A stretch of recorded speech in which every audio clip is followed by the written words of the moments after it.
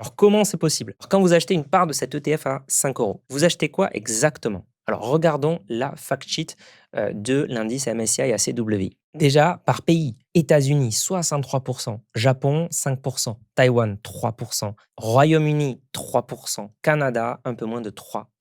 Donc oui, vous avez bien entendu, même dans l'indice censé être le plus large possible, eh bien, les États-Unis pèsent presque les 2 tiers. C'est finalement le reflet mécanique de la capitalisation boursière. Les plus grosses entreprises du monde sont américaines. Petit détail qui dit quand même tout de l'époque au niveau de la répartition géographique, c'est Taïwan ici, qui est quand même à la troisième place. C'est un pays compté dans les marchés émergents et donc c'est devant le Royaume-Uni. Évidemment, merci les semi-conducteurs. Il y a aussi donc le paradoxe chinois.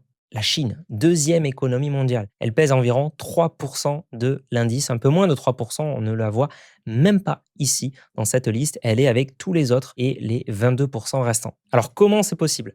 Deux raisons, et c'est là qu'on retrouve notre notion de flottant.